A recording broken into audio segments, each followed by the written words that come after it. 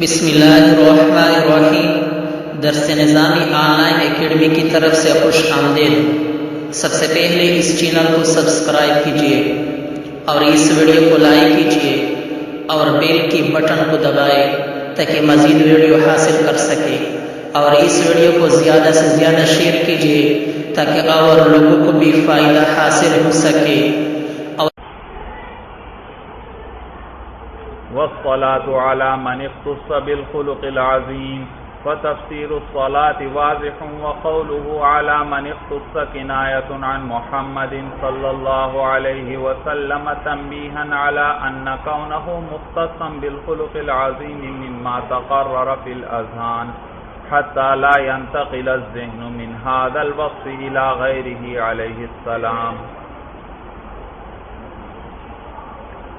والصلاة على من اختص بالخلق العظیم، اور رحمت نازل ہو اس ذات پر اختص بالخلق العظیم جو مختص ہے خلق عظیم کے ساتھ، بھائی جو مختص ہے خلق عظیم۔ فتفسیر الصلاة واضح، آگے شرح شروع ہو رہی ہے۔ اس شرح کے اندر تین باتیں مصنف بیان کریں گے بھائی۔ ایک تو یہ کہ من اختص بالخلق العظیم، اس سے کون مراد ہیں، اس سے کون مراد ہیں یہ بتلائیں گے۔ دوسری بات خلق عظیم کا معنی بیان کریں گے، اور تیسری بات خلق عظیم کی مراد بیان کریں گے کہ اس سے مراد کیا ہے بھائی۔ کتنی باتیں بیان ہوں گی؟ تین باتیں۔ سب سے پہلے کہ من اختص بالخلق العظیم، اس سے کون مراد ہیں، اور پھر اس کے بعد خلق عظیم کا معنی بیان ہوگا، اور پھر اس کے بعد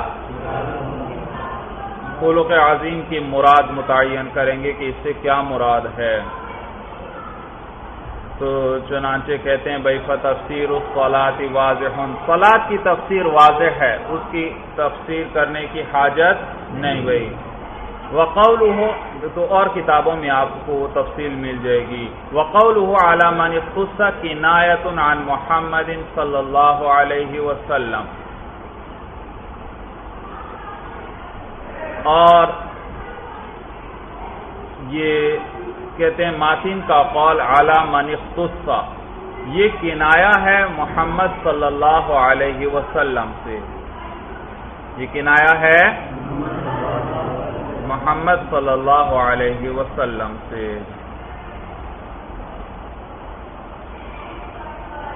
کنایہ کہتے ہیں بھائی ملزوم بول کر لازم کا ارادہ کرنا۔ کنایہ کسے کہتے ہیں؟ ملزوم بول کر لازم کا ارادہ کرنا۔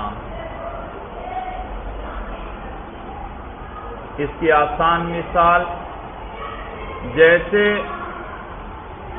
زید کا مثلا قد لمبا ہے، تو ایک ہے آپ صراحتاً کہہ دیں زید لمبے قد والا ہے، یہ تو آپ نے تصریح کر دی، صراحتاً کیا کہہ دیا؟ زید۔ اور ایک ہے کہ یہی معنی ادا کریں کنایہ کے رنگ میں، آپ یوں کہیں زید لمبی قمیص والا ہے۔ جب قمیص لمبی ہے تو اس کے ساتھ لازم ہے کہ معلوم ہو اس کا قد بھی لمبا جی، تو یہ کنایہ کہلاتا ہے۔ تو آپ نے کیا کہا؟ زید لمبی قمیص والا ہے، اور آپ کی مراد کیا ہے؟ ہاں، یہ بتلانا مقصد نہیں ہے کہ قمیص لمبی ہے، اگر یہ بتلانا مقصد ہوا پھر تو کنایہ نہ رہا۔ تو یہ معنی بھی آپ لے سکتے ہیں کہ لمبی قمیص والا ہے، آپ کا ارادہ ہی یہ ہے، بتلانے کا مقصد یہ ہے۔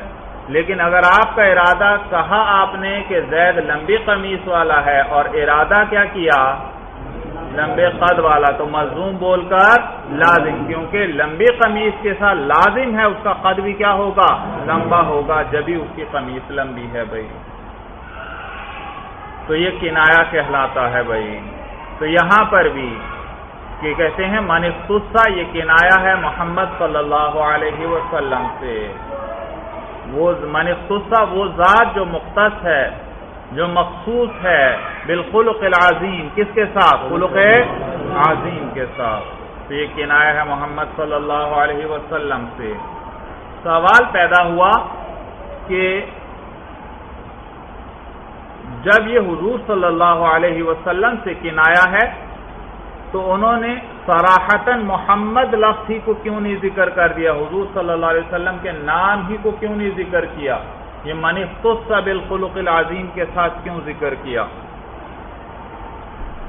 کہتے ہیں تنبیہاً، اس بات پر تنبیہ کرنے کے لیے کہ علی ان کونہ مختصا بالخلق العظیم، کہ حضور صلی اللہ علیہ وسلم کا خلق عظیم کے ساتھ مختص ہونا مما، یہ ان چیزوں میں سے ہے تقرر فی الاذہان، جو بیٹھ چکی ہے، جم چکی ہے ذہنوں کے اندر. حتی لا ينتقل الذہن من هذا الوصف الى غیرہ علیہ السلام، یہاں تک کہ ذہن منتقل نہیں ہوتا اس وصف سے علاوہ حضور صلی اللہ علیہ وسلم کی طرف، حضور کے علاوہ کسی اور کی طرف ذہن منتقل نہیں ہوتا. تو یہاں مصنف جو ہیں انہوں نے حضور صلی اللہ علیہ وسلم کا نام ذکر نہیں کیا بلکہ کنایا کیا. اور کیا کنایا لے کر آئے؟ من اختص بالخلق العظیم لے کر آئے بھائی. تو یہ کنایا حضور صلی اللہ علیہ وسلم سے. اور یہ کنایا کیوں کیا؟ تاکہ اس بات پر تنبیہ ہو جائے کہ یہ خلق عظیم کے ساتھ مختص ہونا، یہ بات ذہنوں میں جم چکی ہے، ذہنوں میں بیٹھ چکی ہے، سب کے علم میں ہے کہ یہ خلق عظیم کے ساتھ مختص یہ کون سی ذات ہے؟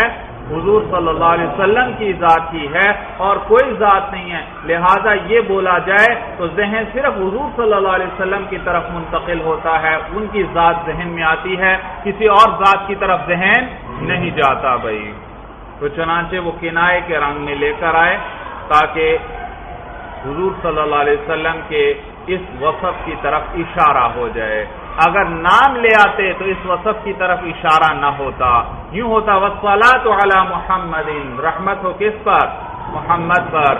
لیکن خلق عظیم کے ساتھ آپ مختص ہیں یہ پتہ نہ چلتا. لیکن اب کنائے کے رنگ میں عبارت لے کر آئے تو اب یہ تو پتہ چل گیا رحمت حضور صلی اللہ علیہ وسلم پر ہو، لیکن ساتھ یہ بھی علم ہوا کہ حضور صلی اللہ علیہ وسلم کی ذات مختص ہے کس کے ساتھ؟ خلق عظیم کے ساتھ.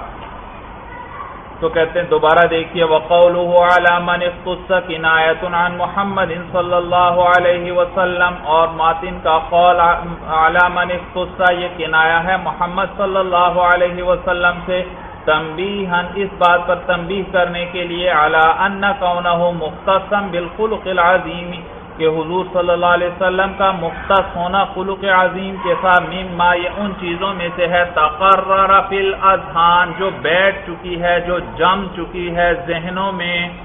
حتی لا ينتقل الذہن من هذا الوصف الى غیرہ علیہ السلام، یہاں تک کہ منتقل نہیں ہوتا ذہن اس وصف سے الى غیرہ علیہ السلام، حضور علیہ السلام کے علاوہ کی طرف، حضور کے علاوہ کی طرف ذہن منتقل نہیں ہوتا بلکہ حضور ہی کی طرف منتقل ہوتا ہے.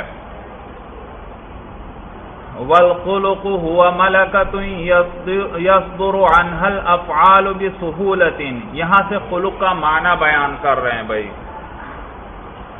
بھائی یاد رکھیے انسان کو جو وصف حاصل ہو وہ ابتداءً حال کہلاتا ہے. کیا کہلاتا ہے؟ حال کہلاتا ہے.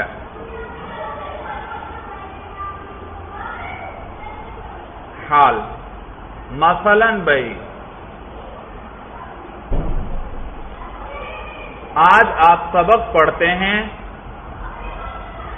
اور سبق پڑھتے ہیں، سبق کو آپ نے اچھی طرح سمجھ لیا تو اب یہ سبق آپ کا حال بن گیا. آپ سے کوئی بھی اس مقام کی شرح پوچھے گا آپ نہایت آسانی سے کر دیں گے کیونکہ یہ اس مقام کی شرح جو ہے وہ آپ کے ذہن میں بیٹھ چکی ہے.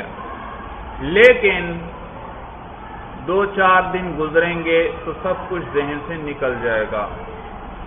لیکن اگر آپ نے اس مقام کا کئی مرتبہ تکرار کیا تو یہ شرح آپ کے ذہن میں پختہ ہو جائے گی. اب یہ ملکہ بن گیا آپ کا بھائی. اب آپ سے جب بھی کوئی اس کتاب کو اٹھا کر اس مقام کی شرح پوچھے گا آپ بسہولت اور آسانی کے ساتھ کر لیں گے بھائی. تو یہ ہے ملکہ بھائی کہ وہ وصف آپ کے ساتھ پختہ ہو جائے. تو ابتداءً جو وصف حاصل ہو وہ کیا کہلاتا ہے؟ حال. اور جو پختہ ہو جائے جو وصف وہ کیا کہلاتا ہے؟ ملکہ کہلاتا ہے. جیسے بھائی ہر چیز کے ماہرین ہوتے ہیں تو جس چیز کا ماہر ہے اس کا اسے ملکہ حاصل ہے. ابتدا میں مثلا آپ تقریر کرتے ہیں, ایک آدھی آپ نے تقریر کا یاد کی اور تقریر کی بھائی, تو یہ آپ کو تقریر کا ملکہ نہیں ہے بلکہ یہ کیا ہے؟ حال ہے بھائی. وصف آپ کو حاصل ہوا تقریر کا, بیان کا. لیکن اگر آپ اسی میں محنت کرتے رہے تو تقریر اور بیان کرنا یہ آپ کا ملکہ بن جائے گا. آپ کو اس میں مہارت حاصل ہو جائے گی. پھر جس وقت جہاں بھی کوئی آپ سے کہے آپ کیا کر سکیں گے؟ بآسانی بیان کر سکیں گے, تقریر کر سکیں گے بھائی. صورت سمجھ میں آ گئی بھائی. تو وہ وصف جو انسان کے ساتھ پختہ ہو جائے اور اس کی وجہ سے پھر وہ افعال, وہ والا فعل انسان سہولت سے اور آسانی سے سر انجام دے سکے, اس میں مہارت حاصل ہو جائے, اس کو کیا کہا جاتا ہے؟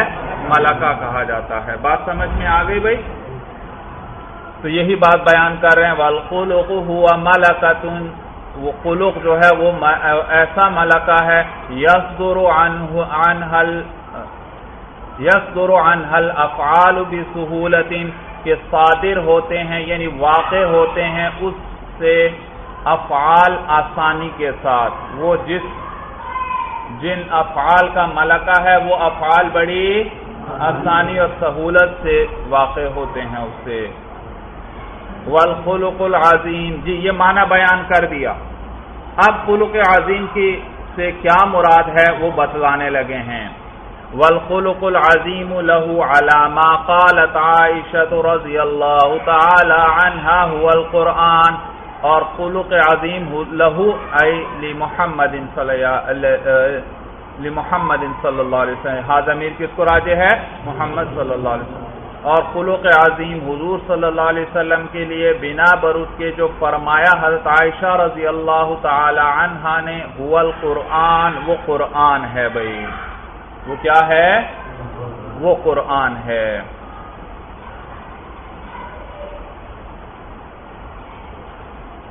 بھائی اس پر اشکال ہوتا ہے. بھائی حضرت عائشہ رضی اللہ تعالیٰ عنہ سے حضور علیہ السلام کے خلق کے بارے میں پوچھا گیا تو آپ نے فرمایا کہ وہ قرآن ہے. وہ کیا ہے؟ قرآن. تو خلق عظیم سے کیا مراد ہوا؟ قرآن. اس پر اشکال ہوتا ہے کہ بھئی قرآن تو کلام اللہ ہے, اللہ کی صفت ہے, اللہ کی ذات کے ساتھ قائم ہے, تو حضور علیہ السلام کے ساتھ کے لیے ہونے کا کیا معنی؟ شارح بتلا رہے ہیں یعنی ان العمل بالقرآن کان جبلۃ لہ من غیر تکلف, یعنی قرآن پر عمل جو ہے وہ مراد ہے. قرآن پر عمل یعنی قرآن میں جو چیزیں بیان کی اور جن چیزوں کا حکم دیا اللہ تعالی نے حضور صلی اللہ علیہ وسلم کی زندگی میں وہ سب چیزیں موجود تھیں. آپ ان سب پر جیسا جیسا اللہ کا حکم ہوتا بعینہ ہی اسی اللہ کے حکم پر چلا کرتے تھے. گویا قرآن کی ایک چلتی پھرتی تفسیر تھے بھائی. یعنی ان العمل بالقرآن کان جبلۃ لہ, جبلۃ جیم کے نیچے بھی کسرہ ہے, با کے نیچے بھی کسرہ بھائی. جبل اور لام مشدد ہے. جبلت کہتے ہیں بھائی فطرت کو, فطرت کو, فطرت کو. سمجھ میں آیا بھائی؟ فطرت. فطرت بھائی بعض چیزیں اللہ نے پیدائشی کسی کے اندر رکھی ہوں وہ فطرت کہلاتی ہیں اس کی. مثلا بھائی دیکھیے پرندوں ہی کو دیکھ لیجئے. پرندے کیا کرتے ہیں؟ گھونسلہ بناتے ہیں. کیا یہ گھونسلہ بنانے کی کوئی تربیت کسی نے ان کو دی ہے؟ نہیں بھائی، وہ ان کی اللہ نے فطرت میں رکھ دیا ہے. جب انڈے دینے کا وقت آتا ہے وہ خود پرندہ گھونسلہ بنانا شروع کر دیتا ہے. اس کی فطرت میں اللہ نے رکھا ہے. کوئی اس کا استاد نہیں، کوئی سکھانے والا نہیں. بات سمجھ میں آئی بھائی؟ تو یہ ہے فطرت بھائی. سمجھ میں؟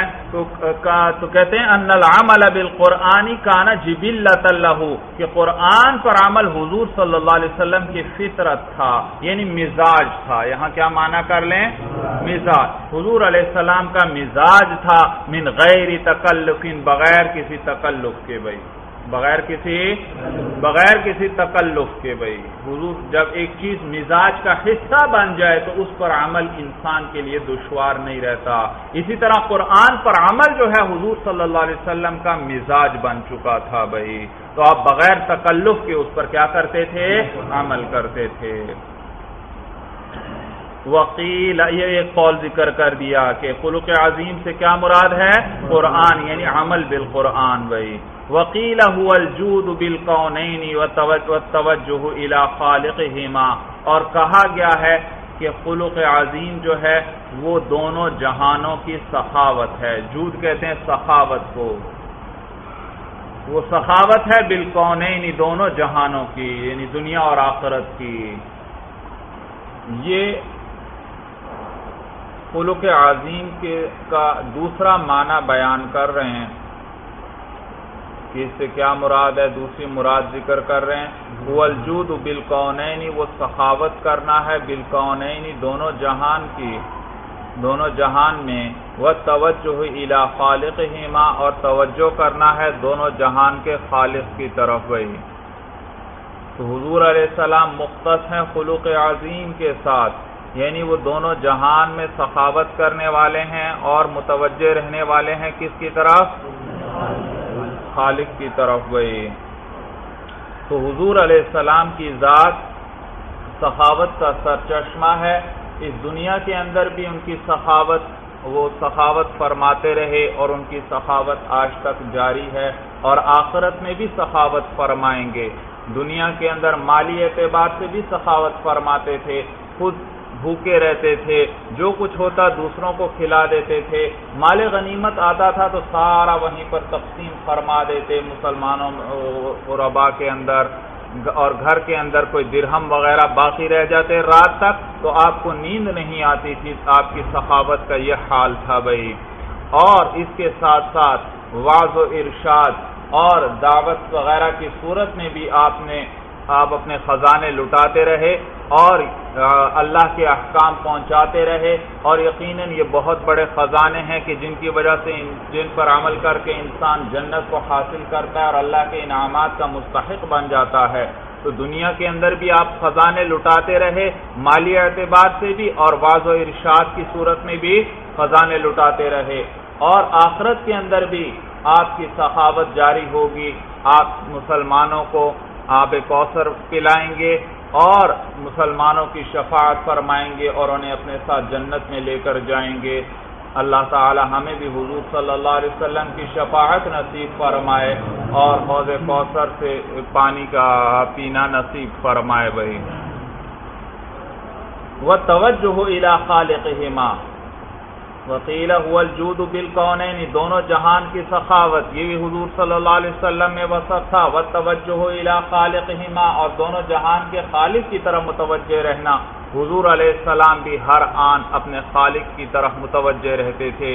کوئی ایک لمحہ بھی ایسا نہیں گزرتا تھا جس میں آپ اپنے خالق کی یاد سے غافل ہو جائیں. تو خلق عظیم کی تیسری مراد کیا ہے؟ کہ دونوں جہان میں سخاوت کرنا اور دونوں جہانوں کے خالق کی طرف متوجہ رہنا، اور یہ بھی حضور صلی اللہ علیہ وسلم ہی کا وصف ہے بھائی. معنی سمجھ میں آیا بھائی؟ تو کہتے ہیں وقیل هو الجود بالکونین، اور کہا گیا ہے وہ دونوں جہان کی سخاوت ہے. والتوجہ الی خالقہما، توجہ کرنا ہے دونوں جہان کے خالق کی طرف. یہ دوسرا معنی بیان ہوا بھائی. وقیل ہوا ما اشار الیہ علیہ السلام بقولہ صل من قطعک واعف عمن ظلمک واحسن الی من اساء الیک.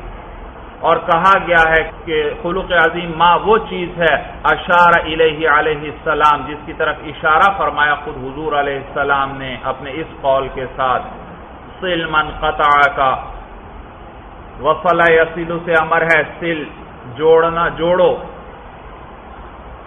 سل تو جوڑ، من اس شخص کے ساتھ قطع کا جو تجھ سے قطع کرے، یعنی جو تجھ سے تعلق جوڑے توڑے تم اس کے ساتھ تعلق کو جوڑو.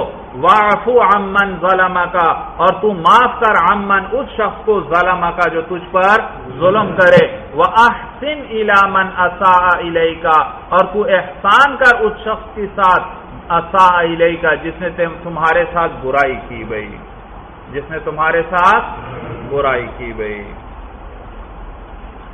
تو سمجھ میں آیا بھائی؟ تو خلق کے 3 درجے ہو گئے بھائی. یہ بھی اچھا خلق ہے کہ جو برائی کرتا ہے اس کا بدلہ برائی کے ساتھ دیا جائے، لیکن اس سے اعلیٰ درجہ یہ ہے کہ جو برائی بھی آپ کے ساتھ کرے آپ اسے معاف کر دیں، اور سب سے اعلیٰ درجہ یہ ہے کہ جو آپ کے ساتھ برائی بھی کرے آپ اس کے ساتھ احسان اور نیکی کریں بھائی. اور یہ حضور صلی اللہ علیہ وسلم کا خلق تھا بھائی. بات سمجھ میں آ گئی بھائی؟ تو تیسرا معنی بیان کیا، کہتے ہیں قیل ہوا ما اشار الیہ علیہ السلام بقولہ، کہ وہ ہے جس کی طرف اشارہ فرمایا حضور علیہ السلام نے اپنے قول کے ساتھ، اس قول کے ساتھ صل من قطعک کہ تعلق کو جوڑ اس سے جو تجھ سے تعلق کو توڑے. واعف عمن ظلمک، اور معاف کر اس شخص کو جو تجھ پر ظلم کرے. واحسن الی من اساء الیک، اور احسان کر، نیکی کر اس شخص کے ساتھ جو تیرے ساتھ برائی کرے. 2-3 قول ذکر کر دیے کہ خلق عظیم سے کیا مراد ہیں. والاصح، شارح فرماتے ہیں سب سے صحیح یہ ہے کہ ان الخلق العظیم، کہ خلق عظیم جو ہے هو السلوک الی ما یرضى عنه اللہ تعالی والخلق جميعا، وہ چلنا ہے الی ما اس راستے کی طرف، یعنی اس راستے پر یرضى عنه اللہ تعالی کہ اس سے اللہ بھی راضی ہو جائیں، والخلق جميعا، اور مخلوق بھی، اللہ اور مخلوق سب کے سب اس سے کیا ہو جائیں؟ راضی ہو جائیں بھائی. اس طریقے پر چلنا، اس طریقے پر زندگی گزارنا، وَهَذَا غَرِيبٌ جِدًّا، اور یہ انتہائی نادر ہے بھائی، اور یہ انتہائی نادر ہے بھائی. شارح فرماتے ہیں اصح قول کیا ہے؟ خلق عظیم وہ چلنا ہے اس راستے پر جس سے اللہ بھی راضی ہو جائیں، اللہ اور مخلوق دونوں راضی ہو جائیں. اور یہ بڑا ہی مشکل کام ہے بھائی. خالق کو راضی کرتے ہیں تو مخلوق ناراض ہوتی ہے، مخلوق کو راضی کرتے ہیں تو خالق ناراض ہوتا ہے. اور کوئی ایسا راستہ اس طریقے پر چلنا کہ جس سے خالق اور مخلوق دونوں راضی ہوں، کہتے ہیں یہ انتہائی نادر ہے. یہ وصف کسی کے اندر نہیں پایا جاتا، یہ صرف کس کے اندر ہے؟ حضور صلی اللہ علیہ وسلم کے اندر کامل درجے میں موجود ہے. تو کہتے ہیں وَهَذَا غَرِيبٌ جِدًّا، یہ وصف جو ہے یعنی اس طرح کا طریقہ اپنانا، اس طرح زندگی گزارنا، یہ جو معنی بیان ہوا آخری، کہتے ہیں غریب جدًا، یہ بڑا ہی نادر ہے.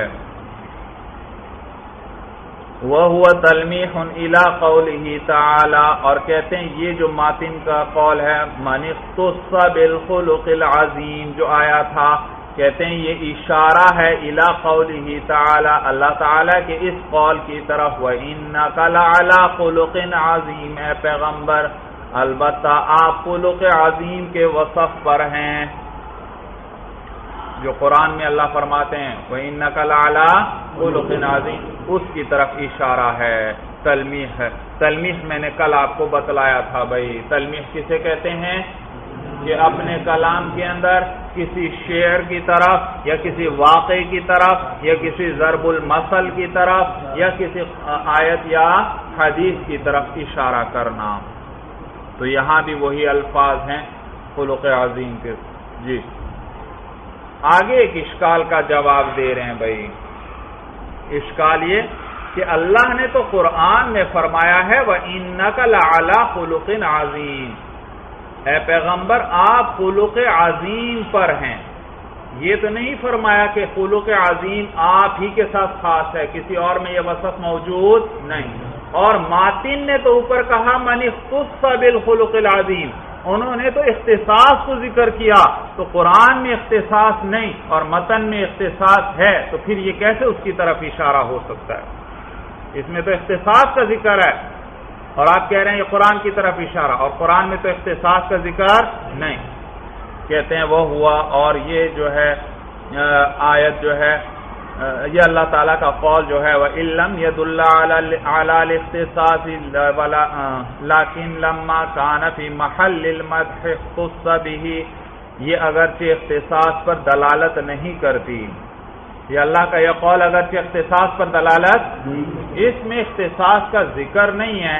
لیکن لما کان فی محل المدح، لیکن یہ جب محل مدح کے اندر ہے یہ آیت، بھئی اللہ تعالیٰ یہاں حضور صلی اللہ علیہ وسلم کی مدح فرما رہے ہیں، اور مدح ایسے ہی وصف پر کی جاتی ہے جو غیروں کے اندر نہ پایا جائے. بھئی جو غیروں کے اندر، جب غیروں کے اندر حضور کے لیے اللہ فرما رہے ہیں کہ آپ خلق عظیم پر ہیں، تو اگر یہ باقیوں کے اندر بھی پایا جائے تو یہ تو کوئی ایسے اونچے درجے کی مدح نہ ہوئی. اور اللہ مدح فرما رہے ہیں، خالق مدح فرما رہا ہے، یقیناً مدح بھی انتہائی اعلیٰ درجے کی، اور اعلیٰ درجے کی مدح یہی معلوم ہوا یہ وصف کسی اور میں نہیں، جبھی تو خالق اس وصف کے ساتھ اپنے محبوب کی تعریف فرما رہے ہیں. بھائی بات سمجھ میں آ گئی بھائی؟ تو کہتے ہیں وَإِن لَّمْ يَدُلَّ عَلَى الْاخْتِصَاصِ، اور یہ اللہ کا قول اگرچہ یہ اختصاص پر دلالت نہیں کرتا، لیکن لما کان فی محل المدح، لیکن جب یہ مدح کے مقام میں آیا اللہ کا یہ قول اختص بہ، تو حضور صلی اللہ علیہ وسلم اس وصف کے ساتھ خاص ہیں. وَعَلَىٰ آلِهِ الَّذِينَ قَامُوا بِنُصْرَةِ الدِّينِ الْقَوِيمِ،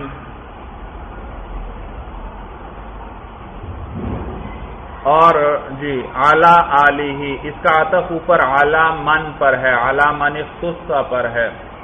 اور رحمت نازل ہو حضور صلی اللہ علیہ وسلم کی آل پر، وہ آل الذین قاموا جو اٹھے بنصرت الدین القویم، دین قویم کی نصرت کے ساتھ. جو سیدھے اور متوسط دین جو ہے، جو مضبوط دین ہے، قویم مضبوط، بھائی مضبوط دین کی نصرت کے ساتھ کھڑے ہوئے، یعنی مضبوط دین کی نصرت انہوں نے سر انجام دی. بھائی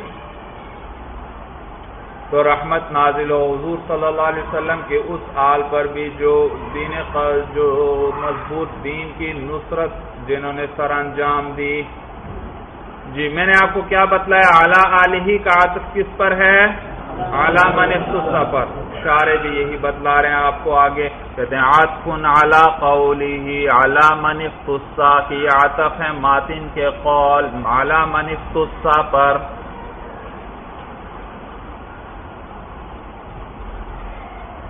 آگے شارح 3-4 سطریں جو ہیں ثم اعلم سے پہلے تک، 3-4 سطروں کے بعد آ رہا ہے ثم اعلم. اس سے پہلے تک یہ جو 4-5 سطریں ہیں اس میں متن میں آلہ آیا تو وہ لفظ آل کا معنی بیان کریں گے، اور اس سے کیا مراد، اس کی مراد بیان کریں گے کہ اس سے کون کون مراد ہیں، اور پھر بتلائیں گے یہاں کون سا معنی مراد لینا زیادہ مناسب ہے. بھائی اور پھر اس کے بعد متن میں دین کا لفظ آیا تو دین کا معنی بتلائیں گے، اور یہ بتلائیں گے کہ دین قویم سے کیا مراد ہے. بھائی کہتے ہیں والآل اہل بیتہ او عطرتہ او کل مؤمن تقی، اور آل جو ہے حضور صلی اللہ علیہ وسلم کی اہل بیت ہی، وہ حضور صلی اللہ علیہ وسلم کے گھر والے ہیں۔ میں نے شروع میں کئی اقوال آپ کو بتلائے تھے کہ اس میں علماء کے 15-20 اقوال یا اس سے بھی زائد اقوال ہیں بھائی۔ حضور علیہ السلام کے گھر والے ہیں، یعنی حضور علیہ السلام کی ازواج بھائی، او عترتہ، یا حضور علیہ السلام کی اولاد بھائی۔ عترت کسے کہتے ہیں؟ اولاد کو بھائی، یا حضور علیہ السلام کی اولاد مراد ہے۔ او کل مؤمن تقی، یا ہر متقی مومن مراد ہے۔ یہ 3 مشہور معنی جو تھے وہ ذکر کر دیے۔ کہتے ہیں وَهُوَ الْأَنْسَبُ هَاهُنَا، اور یہاں پر یہ تیسرا معنی مناسب ہے، یا اس سے مراد ہر متقی مومن ہے، اور یہی یہاں پر زیادہ مناسب ہے۔ لِأَنَّ الْمُصَنِّفَ رَحِمَهُ اللَّهُ، وجہ ذکر کر رہے ہیں بھئی یہ معنی کیوں زیادہ مناسب ہے یہاں پر؟ کہتے ہیں لِأَنَّ الْمُصَنِّفَ رَحِمَهُ اللَّهُ لَمْ يَتَعَرَّض لِذِكْرِ الْأَصْحَابِ فِي الصَّلَاةِ فَكَانَ الْأَوْلَى هُوَ التَّعْمِيمُ۔ شارح بتلانا یہ چاہتے ہیں کہ ہمارے علماء کا یہ طریقہ ہے کہ وہ صلاۃ و سلام میں پیغمبر علیہ السلام کے ساتھ ساتھ صحابہ کو بھی ذکر کرتے ہیں، اور یہاں پر انہوں نے صحابہ کو ذکر نہیں کیا، تو آل کا کوئی ایسا معنی کر لیں جس سے وہ صحابہ بھی اس کے اندر داخل ہو جائیں۔ تو جب ہم نے آل کا کیا معنی کر لیا؟ ہر متقی مومن، تو اب صحابہ بھی داخل ہوئے، کیونکہ صحابہ تقوی کے اعتبار سے باقی سب سے اونچا درجہ رکھتے ہیں بھائی، تو وہ سب سے پہلے وہ داخل ہوئے اس میں بھائی۔ تو کہتے ہیں وہ یہ معنی، یہ تیسرا معنی یہاں پر مناسب ہے۔ لِأَنَّ الْمُصَنِّفَ رَحِمَهُ اللَّهُ لَمْ يَتَعَرَّض لِذِكْرِ الْأَصْحَابِ فِي الصَّلَاةِ، کیونکہ مصنف رحمہ اللہ وہ درپے نہیں ہوئے، پیچھے نہیں پڑے صحابہ کے ذکر کے صلاۃ میں۔ مصنف صلاۃ میں صحابہ کے ذکر کے پیچھے نہیں پڑے، یعنی ان کو ذکر نہیں فرمایا۔ فَقَانَ الْأَوْلَى هُوَ التَّعْمِيمُ، تو بہتر وہ تعمیم ہے کہ عموم پیدا کیا جائے، ایسا معنی لیا جائے کہ صحابہ بھی اس میں شامل ہو جائیں بھائی، شامل ہو جائیں۔ اب دین کا معنی بیان کرنے لگے ہیں۔ کہتے ہیں وَالدِّينُ هُوَ وَضْعٌ إِلَٰهِيٌّ صَائِقٌ لِذَوِي الْعُقُولِ بِاخْتِيَارِهِمُ الْمَحْمُودِ إِلَى الْخَيْرِ بِالذَّاتِ وَهُوَ يَشْمَلُ الْعَقَائِدَ وَالْأَعْمَالِ۔ اچھا، إِلَى الْخَيْرِ بِالذَّاتِ، یہاں تک دین کی تعریف ہے بھائی۔ کہتے ہیں دین ہوا وضع، وضع طریقہ بھائی، دین ہوا وضع الہی، وہ طریقہ ہے الہی جو الہ معبود کی طرف منسوب ہو، الہی جو الہ کی طرف منسوب ہو بھائی۔ لاہوری کا کیا معنی؟ جو لاہور کی طرف منسوب ہو، جو لاہور کی طرف جی، تو چاہے وہ کوئی انسان ہو چاہے کوئی اور چیز ہو، تو جب آپ نے کہا لاہوری معلوم ہوا یہ چیز کس کی طرف منسوب ہے؟ تو یہاں پر بھی الہ کے ساتھ یا مشدد نسبت کے لیے بڑھا دی، وہ طریقہ جو معبود کی طرف منسوب ہو، معبود کی طرف جس کی نسبت کی جاتی ہو۔ سائق لذوی العقول، بھائی ایک ہوتا ہے ساق یسوق، اسی سے ہے سائق، اور ایک ہے قاد یقود، اور اسی سے ہے قائد۔ تو کوئی جانوروں کو جو مثلا ہانک کر لے کر جاتے ہیں، تو وہ اگر وہ ہانکنے والا پیچھے ہے جانور آگے ہیں تو اس کو کہتے ہیں سائق۔ کیا کہتے ہیں؟ سائق۔ اور اگر لے جانے والا آگے ہے جانور پیچھے ہیں تو اس کو کیا کہتے ہیں؟ قائد بھائی۔ اور اسی سے قائد بھی ہے، قوم کا قائد، وہ بھی چونکہ قوم کے آگے چلتا ہے، ساری قوم اس کے پیچھے چلتی ہے اس کے طریقے پر، تو اسی سے وہ قائد بھی ہے، عام جو استعمال کرتے ہیں لفظ بھائی آپ۔ تو یہاں سائق کا معنی ہوئے ہانکنے والا، مراد ہے لے جانے والا۔ تو کہتے ہیں دین ہوا وضع الہی سائق لذوی العقول، دین وہ طریقہ ہے جو معبود کی طرف منسوب ہو اور لے جانے والا ہو عقل والوں کو باختیارہم المحمودی، ان کے پسندیدہ اختیار کے ساتھ، الی الخیر بالذات، خیر بالذات کی طرف۔ بھئی ذوی العقول، عقل والے، یعنی انسان، یہ دین وہ طریقہ ہے جس کی نسبت کس کی طرف کی جاتی ہے؟ معبود کی طرف، یہ اللہ کا بتلایا ہوا طریقہ ہے بھائی، اور یہ دین لے جاتا ہے عقل والوں کو کس طرف؟ خیر بالذات کی طرف۔ اور کس کے ساتھ؟ یہ اپنے اختیار پر، دین پر انسان اختیار کے ساتھ چلتا ہے یا غیر اختیاری طور پر؟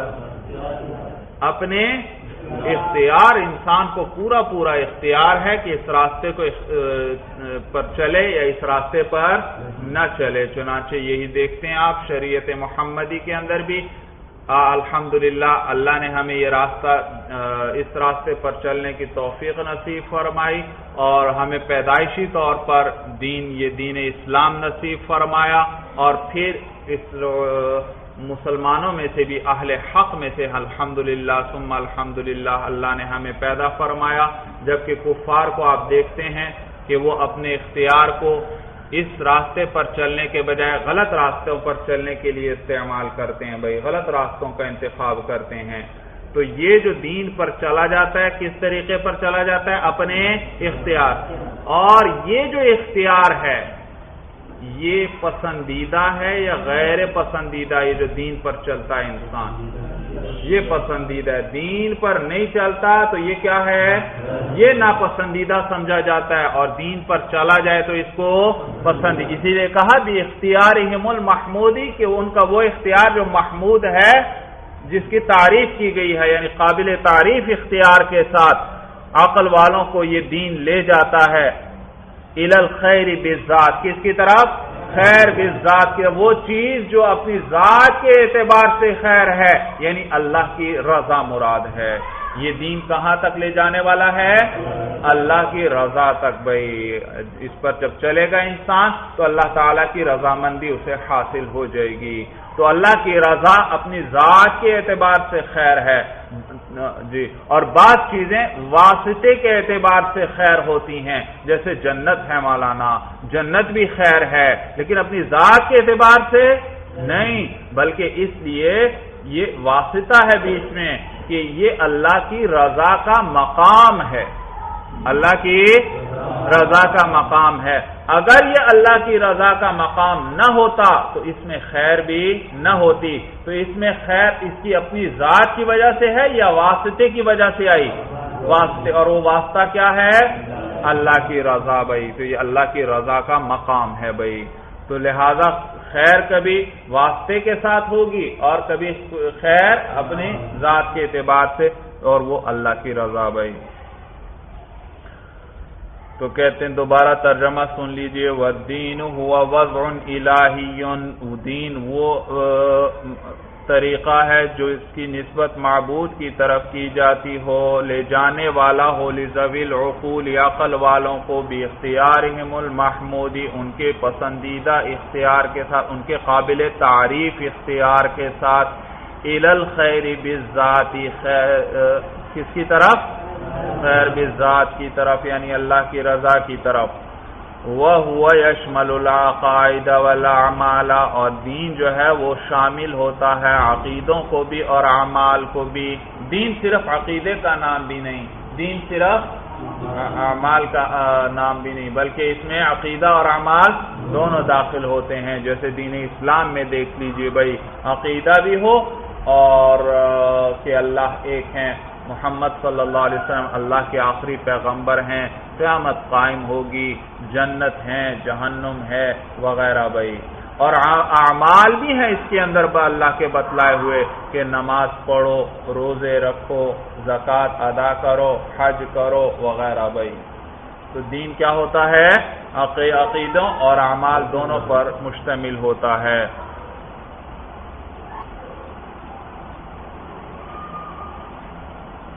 جی وَيُطْلَقُ عَلَى كُلِّ دِينٍ، بھئی یہاں سے اب وہ اعتراض ایک ہوتا ہے بھئی کہ آپ نے دین کی تعریف کر دی اور یہ تو ہر دین پر صادق آتا ہے، اور پیچھے تو آیا تھا کہ حضور صلی اللہ علیہ وسلم کی جو آل ہے انہوں نے دین کی نصرت سر انجام دی، دین کی نصرت کی بھئی، اور انہوں نے ہر دین کی نصرت کی ہے یا صرف اسی دین کی نصرت کی ہے بھئی جسے حضور صلی اللہ علیہ وسلم لے کر آئے؟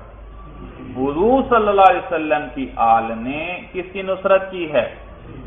اسی، سمجھ میں آئے؟ پہلے تو وہ موجود ہی نہیں تھے بھئی، حضرت عیسیٰ علیہ السلام کے زمانے میں تو تھے ہی نہیں، حضرت موسیٰ علیہ السلام کے زمانے میں تھے ہی نہیں، تو انہوں نے نصرت کس دین کی ہے؟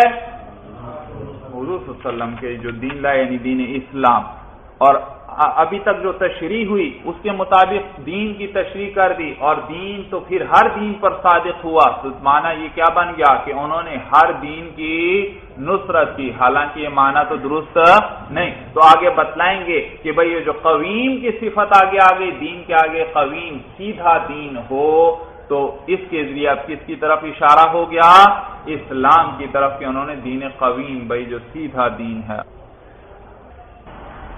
تو جواب اس کا دینے لگے ہیں، کہتے ہیں وَيُطْلَقُ عَلَى كُلِّ دِينٍ، اور اس کا اطلاق ہر دین پر ہوتا ہے، وَالْإِسْلَامُ هُوَ الدِّينُ الْمَخْصُوصُ لِمُحَمَّدٍ صلی اللہ علیہ وسلم، اور اسلام وہ دین ہے جو مخصوص ہے حضور صلی اللہ علیہ وسلم کے لیے، ان کے ساتھ خاص ہے۔ وَلَعَلَّ فِي وَصْفِهِ بِالْقَوِيمِ إِشَارَةً إِلَيْهِ، اور کہتے ہیں شاید یہ جو دین کو موصوف کیا قویم کے ساتھ، اس میں اسی کی طرف اشارہ ہے، کس کی طرف؟ اسی کی طرف اشارہ ہے۔ لِأَنَّ دِينَ الْإِسْلَامِ هُوَ الْمَوْصُوفُ بِالِاسْتِقَامَةِ، اس لیے کیونکہ دین اسلام ہی استقامت کے ساتھ موصوف ہے۔ دین مستقیم کہا جائے تو اس سے کیا مراد لیا جاتا ہے؟ حضور علیہ السلام کا دین مراد دیا جاتا ہے۔ تو ماتن نے بھی الدین کے ساتھ القویم کی صفت بڑھا دی اسی مقصد کے لیے، کیونکہ تاکہ صرف کون سا دین باقی رہے، اس میں صرف حضور علیہ السلام کی شریعت اس میں باقی رہے اور باقی اس سے خارج ہو جائیں۔ جیسے کہ صراط مستقیم کے اندر آپ پڑھ چکے ہیں کہ اس کا پہلا مصداق انہوں نے کیا بیان کیا؟ حضور صلی اللہ علیہ وسلم کی شریعت ہے بھائی۔ حضرت موسیٰ علیہ السلام کے دین میں افراد تھا، حضرت عیسیٰ علیہ السلام کے دین میں تفرید تھی، اور یہ ہے متوسط اور سیدھا دین۔ تو یہاں پر بھی کہا بنصرت الدین القویم، قویم کی صفت ساتھ بڑھا دی، تو معلوم ہوا دین سے اب یہاں ہر دین مراد نہ رہا بلکہ صرف دین قویم مراد ہوا، اور دین قویم کون سا ہے؟ حضور صلی اللہ علیہ وسلم کا دین بھائی۔ تو یہی بات کر رہے ہیں وَلَعَلَّ فِي وَصْفِهِ بِالْقَوِيمِ إِشَارَةً إِلَيْهِ، اور شاید اس دین کو موصوف کرنے میں قویم کے ساتھ اشارتاً الیہ، اسی دین کی طرف اشارہ ہے، لأن دین الاسلام هو الموصوف بالاستقامت، اس لیے کیونکہ دین اسلام ہی موصوف ہوتا ہے کہ موصوف ہے استقامت کے ساتھ بھائی۔ ثم علم ان اصول الفقہ له حد اضافی وحد لقبی وغایت وموضوع، پھر تم جان لے کہ جو اصول فقہ ہے اس کے لیے حد اضافی بھی ہے، حد اضافی ہے اور حد لقبی ہے اور غایہ ہے اور موضوع ہے۔ بھائی دیکھیے اصول فقہ کی تعریف، موضوع، غرض و غایت، یہ ایک علم ہے، نیا علم ہے۔ تو کتاب سے پہلے مصنف کو کیا کرنا چاہیے بھائی؟ یہاں پر جی تعریف، موضوع اور غرض و غایت کو ذکر کرنا چاہیے، لیکن آپ کو شارح بتلائیں گے بھائی کہ ہاں یہ چیزیں ہونی چاہیے، لیکن چونکہ مصنف نے ذکر نہیں کی، ماتن نے ذکر نہیں کی، اس لیے ہم نے بھی اسی طرح چھوڑ دیا، جس طرح ماتن نے ان کو چھوڑ دیا تھا ہم نے بھی اسی طرح اس کو چھوڑ دیا۔ اور میں نے آپ کو کتاب کے شروع میں لکھوا دی تھی بھائی علم اصول فقہ کسے کہتے ہیں؟ هو علم في قواعد يتوصل بها إلى استنباط الأحكام الشرعية الفرعية من أدلتها التفصيلية. یہ تعریف ہے بھائی. اب یاد رکھیے بھائی، میں نے وہاں مختصر بات کی تھی تاکہ آپ تشویش میں نہ پڑیں. یاد رکھیے علم اصول فقہ کی دو تعریفیں کی جاتی ہیں، ایک حد لقبی ہے، ایک حد اضافی ہے. حد کہتے ہیں تعریف کو، جامع معنی تعریف کو کیا کہتے ہیں؟ حد. حد لقبی ہم نے کر دی. اس علم کا کیا نام ہے؟ اصول الفقہ. اور اصول الفقہ کی میں نے ایک ہی تعریف کر دی. یہ کیا ہے؟ حد. اس علم کا لقب کیا ہے؟ اصول فقہ. یعنی اس کا نام کیا؟ ان کو آسان لفظوں میں، اس علم کا نام کیا ہے؟ اصول فقہ. حالانکہ اصول الفقہ دو لفظ ہیں لیکن دونوں پہ مجموعے کی ایک کیا کر دی میں نے؟ ایک ہی تعریف آپ کو شروع میں لکھوائی تھی. یہ کون سی تعریف ہے؟ حد لقبی ہے بھائی. ایک حد اضافی ہے بھائی، اضافت کے اعتبار سے جو تعریف ہے، یعنی مضاف اصول کی الگ تعریف کی جائے اور فقہ کی الگ تعریف کی جائے، وہ کیا کہلاتی ہے؟ حد اضافی بھائی، اضافت کے اعتبار سے ہے. تو آپ دیکھیے اصول الفقہ، حد اضافی بھی ہم کر لیتے ہیں، آسان سی ہے. کیسے؟ اصول جمع ہے کس کی؟ اصل کی. اور اصل کسے کہتے ہیں بھئی؟ اصل کے کئی معانی بیان کیے ہیں علماء نے، بس آپ ایک دو معنی یاد رکھیں کافی ہیں.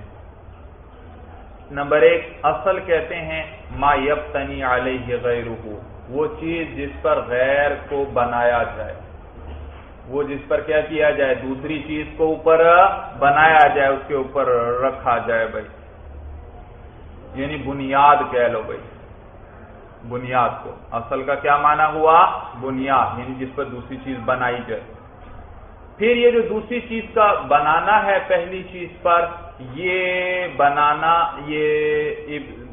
یہ حسن بھی ہو سکتا ہے، آنکھوں سے نظر آئے، اور عقلی بھی ہو سکتا ہے کہ آنکھوں سے دکھائی نہ. جیسے دیکھیے بھائی، یہ چھت کس پر بنائی گئی ہے؟ دیواروں پر. کس پر؟ دیواروں پر. تو کہیں گے یہ دیواریں چھت کے لیے اصل ہیں. اصل کس کو کہتے ہیں؟ بنیاد کو. تو چھت کی بنیاد کس پر ہے؟ دیوار. تو دیواریں کیا ہوئی؟ چھت کے لیے اصل ہوئی. یہ یوں کہ دیوار کا اوپر والا حصہ اس کو بنایا گیا ہے، دیوار کے کون سے حصے پر؟ نیچے والے حصے پر. تو نچلا حصہ کیا ہوا اوپر کے لیے؟ اصل ہوا، بنیاد. اور یہ ایک حصے کو دوسرے پر جو بنایا گیا ہے، یہ آنکھوں سے دکھائی دے رہا ہے یا نہیں دکھائی دے رہا؟ دے رہا ہے. تو یہ ابتناء حسی ہے. یہ کیا ہے؟ ابتناء حسی، یعنی جو آنکھوں سے دکھائی دے رہی، حسن دیکھ رہے ہیں، اس کا مشاہدہ ہو رہا ہے بھائی. اور ایک کیا ہے؟ ابتناء عقلی. جیسے حکم، اس کی بنا ہوتی ہے دلیل پر بھائی. دلیل آ جائے تو کیا پہ ثابت ہو جائے گا؟ حکم ثابت ہو جائے گا. تو حکم کی بنیاد کس پر ہوتی ہے؟ دلیل پر. لیکن یہ ابتناء حسی ہے یا عقلی ہے؟ عقلی ہے. آنکھوں سے دکھائی، جیسے چھت کی بنیاد ہے دیواروں پر، یہ تو آنکھوں سے نظر آ رہا ہے، لیکن حکم کی بنیاد کس پر ہو؟ دلیل پر. یہ آنکھوں سے دکھائی، ہاں عقل فیصلہ کر دیتی ہے اس کا کہ یہ دلیل جب آ گئی تو اب اس سے یہ حکم ثابت ہو گیا. یہ تو اصل کا ایک معنی کیا بھائی. کیا معنی کیا؟ ما یبتنی علیہ. ہاں یہ حاشیے وغیرہ میں آپ کے دی ہوگی بھائی، وہ ما یبتنی علیہ غیر، جس پر کیا ہو؟ غیر کی بنا ہو، تعمیر ہو، بنایا جائے غیر کو. تو یہ ابتناء عقلی کو بھی شامل ہوا اور ابتناء حسی. اسی طرح اصل قاعدے کو بھی کہتے ہیں، قانون کو، قاعدے کو، ضابطے کو، اسے بھی کیا کہتے ہیں؟ اصل کہتے ہیں. جیسے کہتے ہیں بھائی الفاعل مرفوع اصل، یہ کیا ہے؟ قاعدہ ہے، قانون ہے. فی النحو، کس کے اندر؟ علم نحو میں. سمجھ میں آ گئی بات بھائی؟ تو اصل کے دو معنی ذکر کیے، بس یہ دو آپ یاد رکھیں کافی ہیں بھائی. بھائی حد اضافی کر رہے ہیں. حد اضافی کس کی کر رہے ہیں؟ اصول الفقہ. اصل کی تحقیق تعریف وغیرہ آ گئی یا نہیں آ گئی؟ ہاں. دوسرا لفظ کیا ہے؟ فقہ. فقہ کی تعریف آپ جانتے ہیں، کسے کہتے ہیں؟ ہوا علم. ہاں، قواعد وغیرہ کو نکال دو، باقی وہی تعریف. ہوا علم بالاحکام الشرعیۃ الفرعیۃ من ادلتها التفصیلیہ. بھائی قواعد تو اصول فقہ میں پڑھتے ہیں نا، فقہ کے اندر قواعد تو نہیں. وہاں تو کیا پڑھا جاتا ہے؟ احکام شرعیہ فرعیہ کو. سمجھ میں آیا؟ ان کا جاننا کس کے ساتھ؟ ادلہ تفصیلیہ یعنی ادلہ اربعہ سے. یہ فقہ. تو یہ حد اضافی ہو گئی بھائی. اصول کی الگ تعریف کر دی اور فقہ کی الگ تعریف. تو کہتے ہیں ثم معلوم، پھر تو جان لے ان اصول الفقہ له حد اضافی و حد لقبی، کہ اصول فقہ جو ہے اس کی حد اضافی ہے اور حد لقبی ہے. وغایت، اور اس کا غایہ بھی ہے. غرض و غایت بھی آپ پڑھ چکے ہیں. وہ موضوع، اور اس کا موضوع ہے بھائی. موضوع کیا پڑھا آپ نے بھائی؟ ادلہ اربعہ، یعنی ادلہ اس کا موضوع ہیں. ولما لم يذكره المصنف رحمہ اللہ، اور جب اس کو ذکر نہیں کیا مصنف رحمہ اللہ نے، طویناہ علی غرہ. طوایفی کا کیا معنی ہوتا ہے؟ لپیٹنا. غر کہتے ہیں بھئی یاد رکھیے شکن کو، سلوٹ کو، بل کو. کپڑے میں جو بل پڑا ہوا ہے اس کو کیا کہیں گے؟